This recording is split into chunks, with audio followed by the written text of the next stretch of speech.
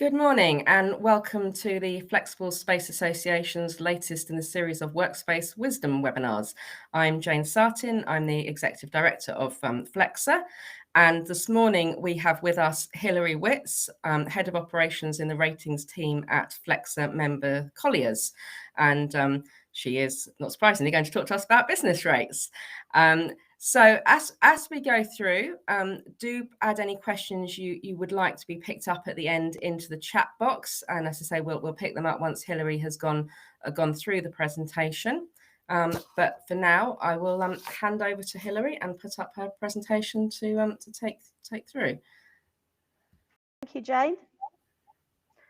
Good morning, everybody. Well, I'm going to hopefully simplify what a lot of people see as a very complicated subject. I'm also going to try and put a little bit of life into it and try to relate it to your individual situations. So, as Jane said, if you've got any questions, please let us know and we can run through at the end. I'm quite happy to take individual questions about individual scenarios or more general ones. I'm presuming that I'm talking to people who've got a range of knowledge on business rates. Some people will have come across the situation before and have experience in dealing with them.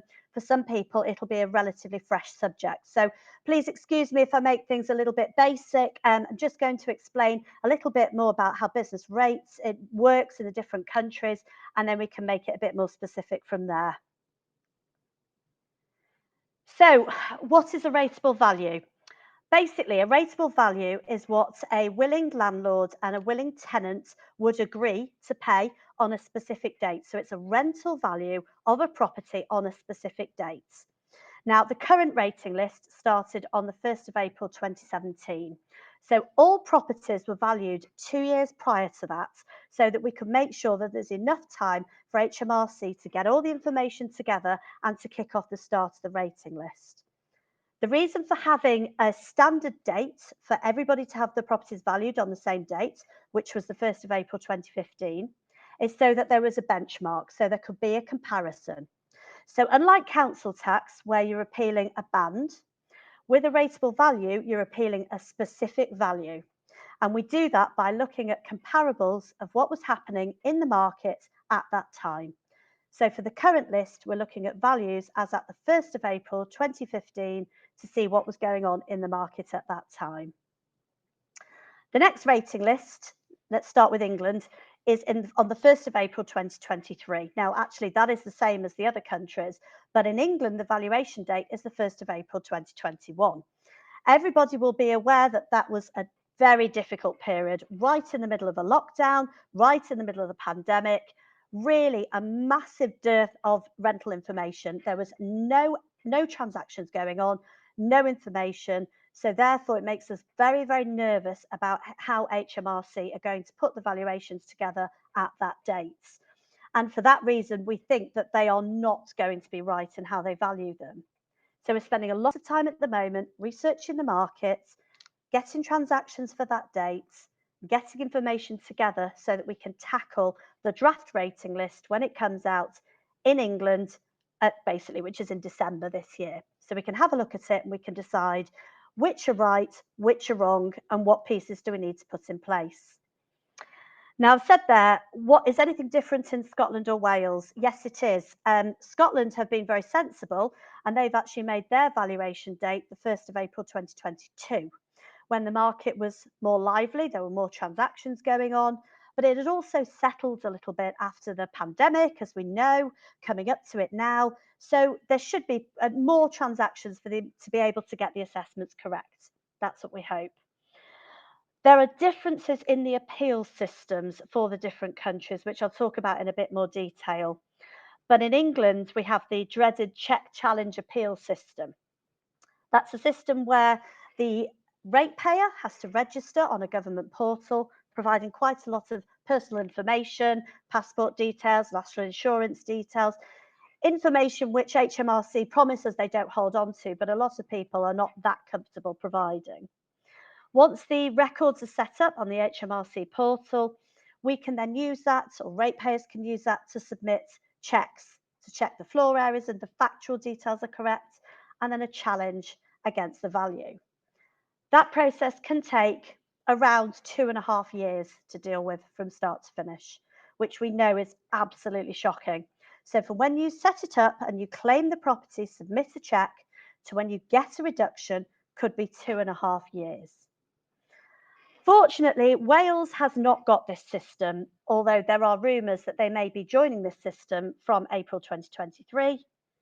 And Scotland also do not have this system, but again, they are changing all their processes for April 2023, which I'll talk about in a bit more detail. Rates are calculated by using the rateable value times by a poundage multiplier. At the moment, it's around 51.2 pence in the pound. So for every pound that you have in rateable value, you pay a multiplier of 51.2% against it.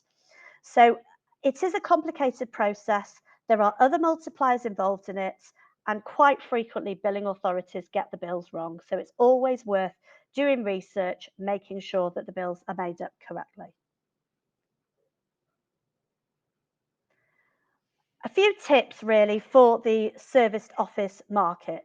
So first of all, we would say when it comes to doing rating appeals, regardless of which country we're talking about, make sure that the properties are inspected and assessed for opportunities. We would advise that if you've got a rating advisor that you do this. If not, that you have a look at it yourselves. Make sure that the actual breakdown of the assessments are correct. And this would definitely need ongoing liaison with the centre manager, who can give information about any changes, any vacancies, any lettings. Making sure that the centre manager is up to date with everything that's going on is absolutely key. And just to bear in mind that rateable values reductions would run from either the 1st of April 2017 in the current rating list, or your date of acquisition if it was later than that date, through to the 31st of March 2023. And just to point out that an initial review should consist of, first of all, opportunities where there should be splits or mergers, situations where the values are incorrect, but also speaking to auditors to make sure that historic and current bills are made up correctly.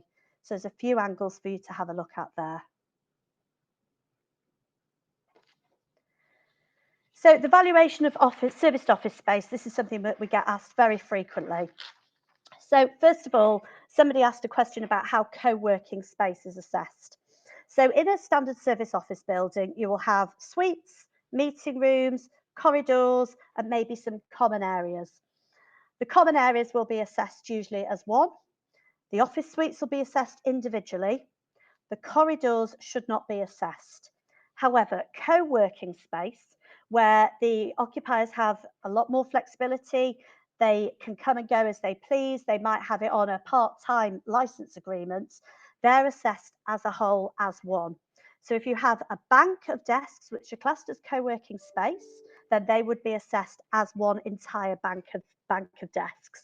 So there might be an opportunity to reduce the rateable value, but if you do, it would be on the value as a whole as opposed to an individual desk.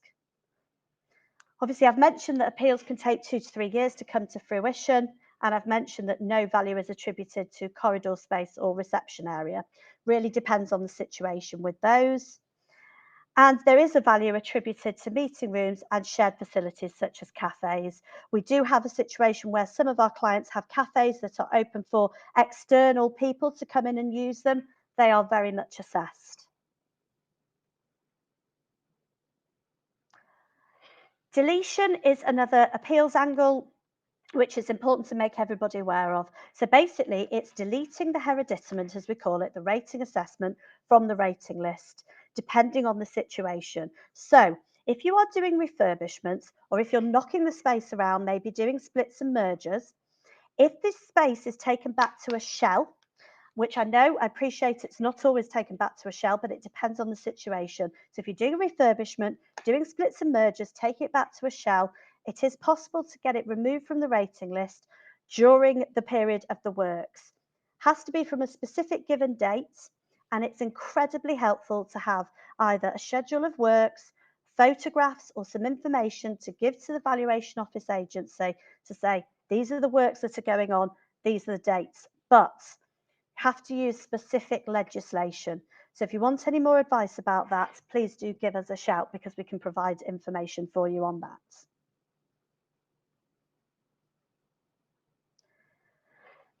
Scottish rating system. A few people again have asked questions about this.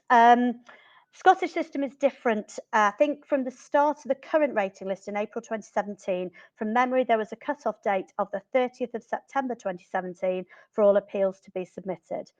After that date, no further appeals could be submitted unless it's a newly acquired property, so you've got a new interest in the property, or there have been significant changes to the property to create what's called a trigger to be able to submit an appeal. Next revaluation is in 2023. Fundamental changes are on the way to the way appeals are handled. So, for example, obviously in England, we have the check, challenge, appeal process. You submit the check to check the facts, and then the challenge is submitted, which gives all the evidence on behalf of the ratepayer to make sure that the assessment can be correct. In Scotland, they're doing the same thing, but without the check process. So it's going to be even more difficult. You can only submit a proposal, which we in England call a challenge. All your information has to be given up front. All of the evidence has to be in there. There can be no additional evidence put in due course. The assessors are very much defending the value in the list, and all the appeals have to be submitted by the end of July in the next list. So the end of July 2023. After that date, we're expecting the same rules will apply as apply at the moment. This is why it's really key to start thinking about the next rating list for Scotland particularly, and whether steps need to be taken to take advice or get processes in place so that you're all geared up for it. The draft list in Scotland is coming out at the end of November, a month earlier than England. Gives everybody a bit of time, but not a lot of time, to have a look at the assessment and say, is it right? If it's not right, let's start to pull together the comparables and information for the proposal. We're expecting it to be a very, very complicated and time-limited process. One more thing I wanted to mention on this slide was about assessor information notices. Now, again, I don't know whether this is something that you've received. A lot of our clients have. In England, you will receive what's called a valuation office form of return. Asks for quite a lot of information about the rent that's being paid, the terms of the lease, whether anybody's in occupation, that sort of detail. The assessor's information notice has even more requests for detail, and they have very, very strict penalties. If you don't return it in a specific period of time, then you start to rack up the costs, and they can be absolutely enormous. So again, I would say if anybody's received any assessor information notices, please try and complete them as soon as you can. One more thing to point out there is to remember that really the information that they should be requesting is not license information. It should be information based on the head lease. So how much you are paying as a serviced office operator to the landlord. If they are asking information about licenses, it should not be relevant to this process, because ultimately the license can include certain services which are not part of a standard landlord and tenant situation. So if they're asking for more information, it's worth picking up the phone to them and saying, can I have a chat with you? This is my understanding. What information do you need from me? Again, if you need any more information on that, feel free to ask the question. A little bit of information about the Northern Irish rating system. Again, a very different situation, really.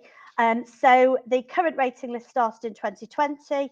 The next one is in the 1st of April 2023, based on values in October 2021, just to make it more difficult and make it more complicated, which it is every time. Every country is a little bit different. They have what's called the LPS over there, which set the values, and the value can be, again, appealed. If you don't agree with the value that the district valuer puts on it, then you can appeal it to the Lands Tribunal. Again, different situation in relation to different types of appeals, so worth getting some advice as to whether or not appeal would be relevant in Northern Ireland. Same goes for Scotland. All different rules to different types of appeals. So again, worth getting some advice on that if you think there are any angles. So reliefs and exemptions by country. This is quite a complicated subject, so I'm going to try and keep it relatively brief. I'm happy to circulate the presentation afterwards. And again, if anybody's got any questions, then please do give me a shout. So empty rates relief, topic that's usually at the forefront of everybody's mind, particularly when it comes to serviced offices, because there are multiple changes in occupation. So in England, there's a full exemption on rates for 3 months for offices and retail when a property becomes empty. So when a suite becomes empty, you'll get 3 months relief.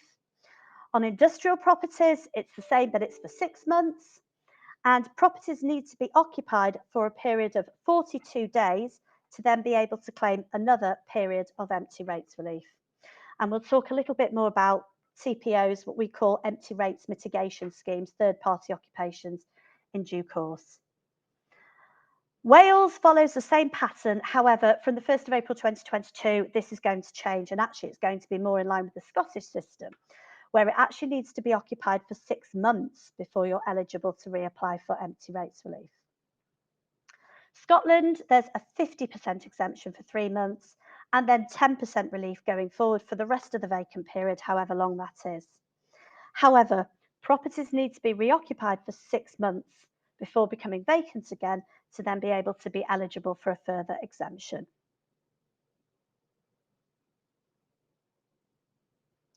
Small business rates relief, this is really key for a serviced office operator. So whilst the serviced office operators are responsible for a lot of the business rates costs on the property, there is a way to reduce that cost by seeing whether the party in occupation, your client, is eligible for small business rates relief. So in England, that is a property with a rateable value of less than 15,000. So that will relate to the specific suite. And if the business only uses one property, you may be able to get additional relief if you use more, but there are lots of very, very tight criteria. And also just to point out that you can actually not pay any rates if the small business has one property and a rateable value between £12,000 and £1 up to 15,000. If the rateable value, sorry, wrong way around, 0 up to 12,000. If the rateable value is over 12,000 and under 15,000, it's tapered relief. I did say this was a complicated subject. Scotland, the small business bonus scheme, relatively similar. You can get relief if you have a combined rateable value of all your properties of £35,000 or less, and the rateable value of each individual property is 18,000 or less, or the property is actively occupied. Not the most straightforward. Again, happy to look at individual situations and advise if you would like us to. And finally, Wales. Again, most properties actually with a rateable value of £6,000 or under are eligible for 100% relief. However, there is some kind of tapered relief, and from memory, there are some kind of restrictions as to the number of properties that you have to occupy in each billing authority. You can't go over a certain number of properties. So again, it's worth asking the question to take advice.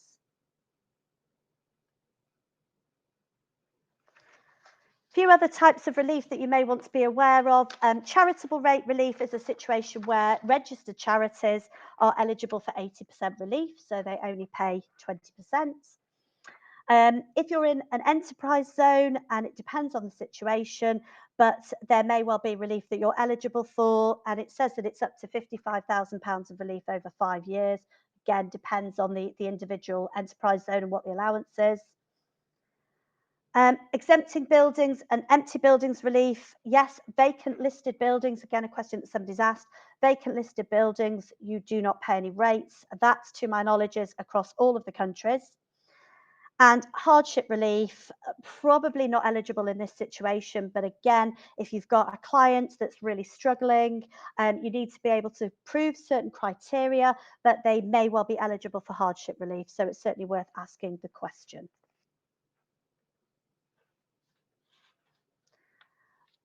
A different side to the advice that we give to people is rate audit and cost mitigation opportunities. So just a few opportunities that we personally offer to our clients, and lots of different companies do this. Small business rates relief. So again, as we talked about, where your tenants, your clients may be eligible for small business rates relief depending on the situation. We also audit an awful lot of historic and current rates bills to see where there are opportunities. We have tens of situations that we look at using different legislation, and there have been multiple times when we've found issues in bills where they are simply incorrect, and being able to claw money back for people. Always worth having a look at. And again, empty rates relief, 3-month exemption. But then what if the property is going to be empty for a longer period of time? What if, worst case scenario, you can't let that space? What do you do about the empty rates liability? So we do a service called empty rates mitigation, where we basically agree a short-term license with a third-party supplier that we use. Different companies use different people, but this has been tested in the market. It's gone all the way to high court. It is very well recognised as an empty rates mitigation scheme. However, we have to demonstrate genuine occupation. So what we do is we use a device, like a laptop-sized device, to put into the property, and that is classed as genuine mitigation. As I said, it's been tested in the High Court. We liaise with the local authorities to demonstrate on a license agreement that it's genuine occupation. And then if the property is occupied by the device for 42 days or more, we then are able to reapply for the empty rates relief again. We then inform the billing authority that it's become vacant at the end of that period, and then you can then get the 3 months empty rates relief. The benefit for the business is that it's a small device. It doesn't stand in the way of doing viewings, showing people around the suite, trying to continue to market the suite. It's there sitting quietly in the background, and it means that it mitigates your rates liability.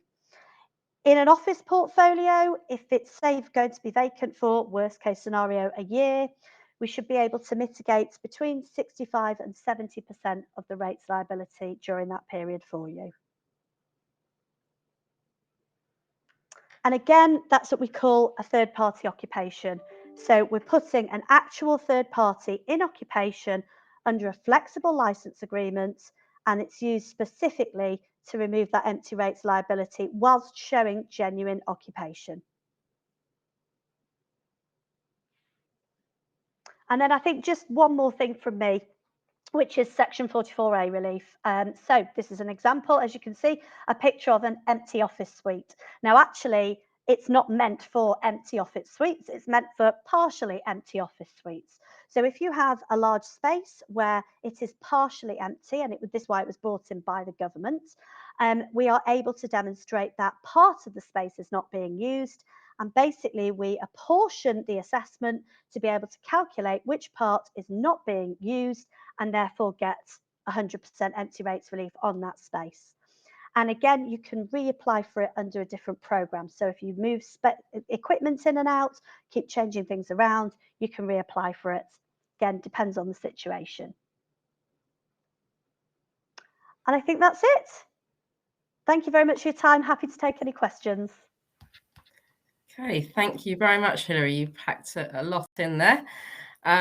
So we have had one question came in while she was speaking, so perhaps we can just pick that one up first. I mean, we've got a few others that came in before. So the question, whose obligation is it to ensure the council have up-to-date occupier information? Does the ratepayer have a legal obligation? There's no legal obligation, but ultimately, whoever is paying the rates, you would think would want to be responsible for informing the billing authority as to changes. Now, again, it's something that we advise people on, because ultimately we work on the premise that we're trying to reduce people's rates liability as much as possible. So we can advise on the best way to create that situation. And believe it or not, it's not always a case of splitting all the assessments and making sure that everything in the rating list is absolutely spot on. So we can advise on that sort of thing. Yes, it's quite frequent, it's quite normal for ratepayers to inform the billing authority of changes, but it depends who is actually the ratepayer and what you're trying to achieve out of it. Okay, and then another on one of your sort of latter slides. Does the S44A relief section work with the open co-working spaces, e.g. an area with banks of desks but only a few rented? I think you would have to be able to apportion the space off. So you would have to be able to demonstrate that, yes, it's a co-working space, but only that part of it is being used. So when Section 44A first came about, it actually came about because of industrial units. And we had to be able to demonstrate that part of it could not be used. So you would have to find a way to literally segregate that space off. So you would have to find a way to tape it off or, put partitions up. But again, it's something worth having a conversation about. Okay, so looking at some of the questions that came in advance. Now there was one which I know has come from someone in Scotland, and you touched on listed buildings. They were asking whether listed buildings could get business rates relief if the offices are unoccupied but are Yeah. furnished, and if so, how long can the business rates relief be claimed for? So listed building exemption, my understanding is once it's vacant, and it's for as long as it's vacant for. I will double check that and come back to you, but my understanding is that it's for as long as it is vacant. So you should be able to get that on an ongoing basis. Okay, I think we're going to hit a record on the number of questions submitted in one of these webinars because we don't normally get a huge number, but they're really rolling in. Uh, so you mentioned the assessor information form, and Yes. says I think you referenced to Scotland. If I get one in England, is your advice to definitely fill them in and not ignore them? Yes, they do need to be filled in. My advice a couple of years ago would have been quite different. But unfortunately, now the Valuation Office are sending out penalty fines for information that's not completed. So they do need to be completed. However, I would again say it's worth contacting the Valuation Office to have a discussion with them about it, because ultimately, as a serviced office operator, you should only be filling in one form per building as the legal tenant. So if they're sending you multiple forms for different suites, it's worth having a conversation with them about it. Okay. And there's more. They're just going to keep coming. I'm afraid, Hilary. Uh, Okay. if an office has no occupier but is left furnished to assist finding an occupier, is it eligible for empty rates? This is an interesting one because certain local authorities have started clamping down on this now. So, City of London, as an example, have started saying if it's furnished, it's not eligible for empty rates relief. We have taken council's opinion and we've looked at the legislation and we believe that they are fundamentally wrong. So it is an issue. It's an ongoing issue. We are hoping to take a case to court to see if we are successful. In the meantime, we are advising people that if you receive a bill from a billing authority that does not agree that furnished should be eligible for empty rates relief, continue to pay the bill. And I think that's probably a very good point for most people. The billing authorities are very, very hot with bailiffs. If you are being sent a bill and you are not sure about it, please continue to pay the bill whilst you get advice, because otherwise you will end up in a very, very sticky situation. Okay, that sounds quite important advice there. Um, when applying for SBRR on behalf of a client, each authority seems to have a different process, and often weeks, if not months, goes by without any communication or confirmation. Are the Yeah. authorities obligated to backdate the relief to the initial application? Yes, they can do that. I mean, if you've provided the right information with the dates, then there's no reason they can't do it. At the moment, they've moved an awful lot of people off to dealing with grants, so COVID grants and COVID reliefs. So they are incredibly behind, and we often can't get hold of them by any method other than email. So, yes, as long as you've submitted the information, feel free to constantly chase it up because they will need the chases. But yes, they will deal with the dates that you have provided. I think that's a common problem across public bodies at the moment, isn't Yeah, it? Still it is. in that catch-up mode. How do you apply for S44A relief? It's a nice brief question. Yeah, so it's a local authority relief. So again, you have to write to them, and you have to. They basically arrange an inspection, and they arrange for somebody to come around, and you can demonstrate to them that the space is not used. They can turn up at any time. So I would say, please don't use the space. Make sure that it is definitely not being used and it's partitioned off. So if it's an office suite, make sure that the door is locked. If it's part of a suite, make sure it's partitioned off. There is legislation that you need to use to be able to get that over the line, but the first point of contact is the billing authority. I would contact them and say, how do we apply for it? And the rates are assessed in our licensee's name, but we pay them and the council are refusing to make refunds to us. Is this correct? That is a very tricky one because, strictly speaking, if the bills are in the names of your clients, then the refunds should go to them. However, you can demonstrate that you've got a license agreement which shows that you are responsible for all the costs. So again, it's worth taking advice on that. It's a common problem that we have. In 99% of the cases, we manage to find a way around it. And where we get VOA requests, we email the VOA and say it's a service to office, and they cancel the request. I think that's a straightforward comment there. Yeah. And okay, slightly longer question, but I will read it out because it's probably makes it easier for everybody if not able to see small screens so clearly. We were advised by the local authority that we could not access the historical grants that were aimed at hospitality, despite the fact that our meeting rooms have an in-person catering service, which is fundamental to the product. Can this be challenged and retrospectively paid out?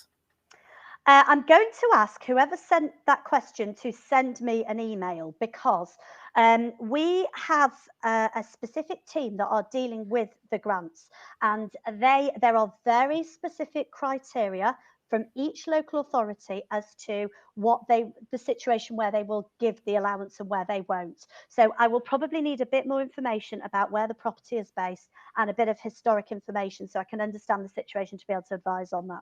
That's okay. Okay, thank you, Hilary. And if that person wants to send that to the Flexer team in the first instance, we can pass that on if that's easier because they'll have our email address. Really, assessor information forms. I understand your advice that we need to complete. In your example, you talked about quoting the rent we pay to the landlord. What is your advice when we own the building? I.e., do we suggest a notional market rate? No. If you own the building, then you send it back and you say that you are the freeholder, and that should be the end of it. It's not the ratepayer's responsibility to set a level, it's the assessor's responsibility. Okay, that was very clear cut. Can council tailgate at the property for inspection, or do they have to arrange a specific date and time to inspect an office or suite? From my experience, as they are a division of HMRC, they are entitled to come around whenever they want to. And they do sometimes. You would hope out of courtesy they would arrange a time to come round, but strictly speaking, they can turn up whenever they want to. Okay. So going back to some of the questions that we had in advance, is there anything I need to do in preparation for the next revaluation? Yeah, I think that probably the main thing to do is to gather any evidence that you've got of what was going on in your market at or around the valuation date. So obviously in England, that's 1st of April 2021. Scotland, it's 1st of April 2022. And in Northern Ireland, that is going to be October 2021. Have a look. Please keep a note of any transactions that were happening around that date. And when I say transactions, I don't mean license agreements. I mean, if it's, say, for example, you did a lease renewal or a rent review or a new acquisition, please keep that information because that is absolutely key as to how your property is valued. Once you've got that information, you can then decide whether or not when the draft list comes out, whether or not you think that there's a case to be had, so you can compare it. Bearing in mind, the rateable value that comes out is supposed to mirror the level of rent that you're paying around the valuation dates. The other thing I would say is, it's really important to get your ducks in a row. So if you are going to be taking rating advice, I would say to everybody, please get somebody instructed sooner rather than later, because these lists, like never before, need a huge amount of work done up front to protect your position. Okay. And are there proposed changes to the systems for the revaluation? Yes, so I think I've actually covered that, Jane. So actually, the main changes are Scotland. I mean, the only other major change really that's going to happen in England is what's called the duty to notify. So again, it's the government putting more pressure back on the ratepayer to be able to do the valuation effectively. So what this means is it means that if you've had a lease event, such as a lease renewal or a rent review or an acquisition or a disposal, you will have 1 month from the date of completion to notify both the valuation office and the billing authority of that change. You'll also have to do an annual return bit more like an accountancy process. And that is coming in over the course of the next rating list, over the course of the next 3 years. We don't have any more details yet. Okay. Just a couple more now. Is there any rate relief when completing refurbishment work within Flexible Workspace? I think that might be one again you kind of picked up along the way, but just for Yeah, clarity. so yeah, of course. So if it's empty, you can apply for 3 months empty rates relief. If it's being stripped back to a shell, and I mean literally stripped back to a shell, you can apply to get it deleted from the rating list using certain legislation. Okay, and then as a final question, serviced officers have a lot of changes in their occupation. Is it essential that the local authorities are kept up to date? Not necessarily. So again, worth taking advice.